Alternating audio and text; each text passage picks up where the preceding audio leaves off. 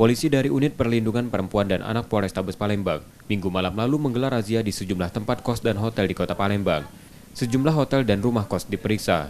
Polisi masih menemukan beberapa pasangan pria dan wanita tanpa status dalam kamar.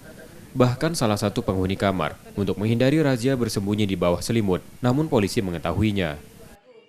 Ada 14 orang, 7 pasang yang berada dalam satu kamar dan tidak terikat perkawinan sah yang kami amankan sekarang ini. Selanjutnya diapain?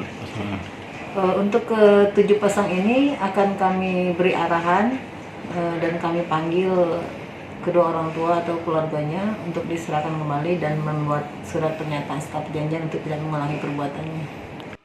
Operasi dilakukan sebagai antisipasi penyalahgunaan narkoba dan praktik prostitusi. Sejumlah pasangan tanpa status kemudian dibawa ke Polrestabes Palembang untuk pendataan. Yudi Kiswanto, Kompas TV, Palembang, Sumatera Selatan.